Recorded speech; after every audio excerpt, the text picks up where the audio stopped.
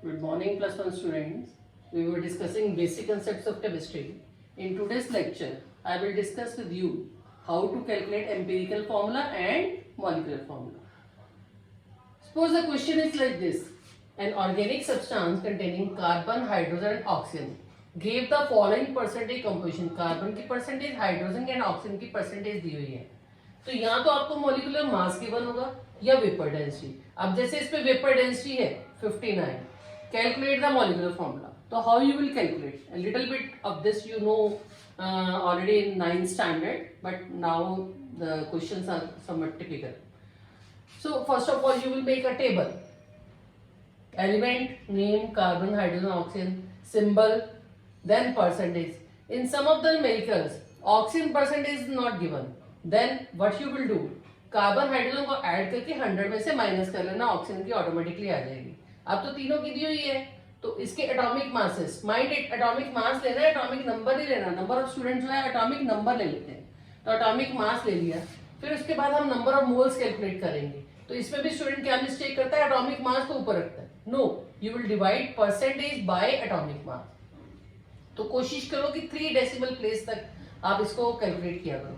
तो जैसे फर्स्ट आया 3.390, फिर 5.085, 3.390. अब ऐसे तो नहीं हम कहेंगे नंबर ऑफ मोल्स ही होते हैं, तो हमने इसको सिंपल मोलर रेशियो में कन्वर्ट करना है. सिंपल मोलर रेशियो में हम क्या करेंगे, जो सबसे कम मतलब जिसकी है ना वैल्यू, उससे सभी को डिवाइड करेंगे. अब ये दोनों तो सेम ही है, तो इसको इससे डिवाइड किया तो 1 आया, लेकिन जब इसको डिवाइड किया तो 1.5 आया. यहाँ तो सभी होल नंबर में आते फिर तो ठीक था. अब जैसे 2.9 भी होता तो हम उसको 3 लिख सकते थे, लेकिन जब ये फ्रैक्शन में आया तो हमें उसको सिंपल होल नंबर रेशियो में कन्वर्ट करना पड़ेगा. तो सिंपल होल नंबर रेशियो में कन्वर्ट कैसे किया जाता है, जैसे ये जो डिजिट है जो फ्रैक्शन में आया, इसको हम 2 से 3 से 4 से मल्टीप्लाई करेंगे कि कब ये होल नंबर बनता है. जैसे अगर इसको मैंने 2 से मल्टीप्लाई किया, ये होल नंबर बन गया, तो you can't do partiality with these 2, तो हम उसको 2 को सभी से मल्टीप्लाई कराएंगे. तो ये हमारे पास आ गया. तो हम एम्पिरिकल फॉर्मूला क्या बना, C2H3O2. तो ये हमारे पास एम्पिरिकल फॉर्मूला आ गया. Now what we will do, हम एम्पिरिकल फॉर्मूला मास कैलकुलेट करेंगे. तो जितने भी एटॉमिक मासेस हैं और उसको नंबर ऑफ जितना भी एलिमेंट है उससे मल्टीप्लाई करके ऐड कर देंगे. तो वो आ गया हमारे पास 59. अब 59 आया, अब हमने क्या करना है, मॉलिक्यूलर फॉर्मूला निकालना. उसके लिए हमारे पास सबसे पहले n होना चाहिए. n कैसे निकालते हैं, molecular mass upon empirical formula मास. लेकिन मॉलिक्यूलर मास तो हमारे पास है ही नहीं, लेकिन हमें वेपर डेंसिटी दी हुई है. तो हमारे पास एक फॉर्मूला है मॉलिक्यूलर मास कैलकुलेट करेगा कि हम अगर 2 को वेपर डेंसिटी से मल्टीप्लाई करते हैं तो वो मॉलिक्यूलर मास आ जाता है. तो हमने 2 × 5 59 जो दिया हुआ है, हमने इसको मल्टीप्लाई किया. 59 will be cut with this. हमारे पास n की वैल्यू आ गई 2. तो मॉलिक्यूलर फॉर्मूला क्या होता है, molecular formula is n × empirical formula. तो 2 को इससे मल्टीप्लाई किया तो ये हमारे पास आ गया C4H6O4. तो this is how we can calculate the numericals based on empirical and molecular formula. तो I will give you number of numericals related to this in the assignment that will be uploaded on 25th, and you can practice this. Next I want to explain little bit about solution. Okay, what is solution? Solution is a homogeneous mixture. Solution एक homogeneous mixture है, 2 or more components, जिसको कि within certain limit जो है वो इसकी concentration range होनी चाहिए. कि जैसे हमने शुगर को वाटर में डिसॉल्व किया तो वो डिसॉल्व हो जाएगा, लेकिन if you go on adding sugar to the solution to the water तो वो नीचे बैठना शुरू हो जाएगी. इसका मतलब वो सैचुरेट हो गई. तो हमने सैचुरेटेड ही बनाना, होमोजीनियस रखना है. तो अगर हम सॉल्यूशन में देखें तो 2 कंपोनेंट होते हैं, एक सोल्यूट और एक सॉल्वेंट. सॉल्वेंट बेसिकली जो कि मेजर में होगा, जो एक्सेस पे होगा, दैट इज सॉल्वेंट.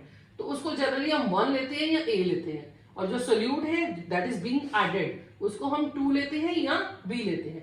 तो सोल्यूट और सॉल्वेंट को मिलाकर सॉल्यूशन बनता है. तो हमने इसकी कंसंट्रेशन कैसे एक्सप्रेस करनी है, तो कंसंट्रेशन एक्सप्रेस करने के लिए कई तरह के मेथड होते हैं. जैसे सिंपल, जैसे हम कहते हैं कि परसेंटेज, कि 10% सोल्यूशन है, तो 10% अगर NaOH का सोल्यूशन है तो इसका मतलब 10 ग्राम को डिसॉल्व करके 100 ग्राम सोल्यूशन बनाया हुआ. तो वो तो इजी है, वो आपको जूनियर क्लासेस से पता है. लेकिन हम कुछ एक टर्म्स जो हैं इसमें इंट्रोड्यूस करेंगे नई. जैसे सबसे पहले मोलैरिटी. मोलैरिटी क्या होती है, वो कैपिटल M से डिनोट करते हैं. कैपिटल M होती मोलैरिटी। मोलैरिटी क्या है, तो that you will study from assignment, इसकी डेफिनेशन। तो मैं आपको फॉर्मूले के बेस पर ही इसको एक्सप्लेन कर देती हूँ। तो मोलैरिटी क्या है, it is the number of moles of solute dissolved per litre of the solution. Number of moles क्या होता है, सोल्यूट की है ना, तो सोल्यूट के लिए 2 एब्रीविएशन हमने फिक्स की थी। तो नंबर ऑफ मोल्स निकालने के लिए हमारे पास फॉर्मूला है W2/M2। W2 क्या है, गिवन मास, M क्या है, मोलर मास। तो W2/M2 into 1000/V। V हमेशा आपको सेंटीमीटर क्यूब में दिया होगा। अगर सेंटीमीटर क्यूब में, तो डेफिनेशन में बोला लीटर होना चाहिए, तो सेंटीमीटर क्यूब को लीटर में कन्वर्ट करने के लिए आपने इसको 1000 से डिवाइड किया। एक छोटा सा सिंबल होता है स्मॉल n। स्मॉल n क्या है, मोलैरिटी। तो मोलैरिटी एक और कंसंट्रेशन एक्सप्रेस करने का मेथड है। Molarity is the number of moles of solute present पर केजी ऑफ सॉल्वेंट। अब पर केजी, इसमें सॉल्यूशन था, इसमें सॉल्वेंट है। सॉल्वेंट है तो चलो W1 लिख दिया, लेकिन सॉल्वेंट जनरली ग्राम में दिया होता है, तो ग्राम को किलोग्राम में कन्वर्ट करना है, तो हमने इसको 1000 से डिवाइड कर दिया। तो हमारे पास W2/M2 into 1000/W1 है, दैट इज मोलैरिटी। लेकिन एक होता है नॉर्मेलिटी। नॉर्मेलिटी क्या होती है, normality is number of gram equivalents. जैसे नंबर ऑफ मोल्स होता है ना, वैसे number of gram equivalent, number of gram equivalent present पर लीटर ऑफ द सॉल्यूशन। तो ये सेंटीमीटर क्यूब में है, इसको लीटर में कन्वर्ट किया। नंबर ऑफ ग्राम इक्विवेलेंट कैसे निकालते हैं, जैसे नंबर ऑफ मोल्स निकालते हैं, उसमें गिवन मास को मोलर मास से डिवाइड किया, इसे गिवन मास को इक्विवेलेंट वेट से डिवाइड किया। तो नेक्स्ट हमारे पास एक मेथड है मोल फ्रैक्शन। मोल फ्रैक्शन को हम x से डिनोट करते हैं। मोल फ्रैक्शन में कोई साझेदारी नहीं है, सॉल्वेंट की अलग, सोल्यूट की अलग। सॉल्वेंट की अगर निकालनी है तो उसके नंबर ऑफ मोल्स ऊपर रखेंगे डिवाइडेड बाय टोटल, और सोल्यूट की निकालनी है तो उसके नंबर ऑफ मोल्स रखेंगे divided by total.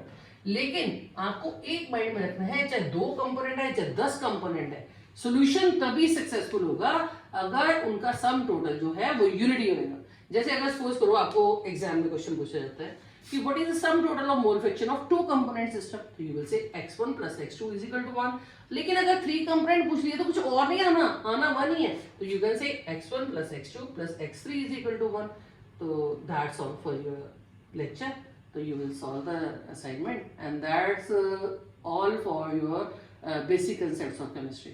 I have finished your chapter. Thank you.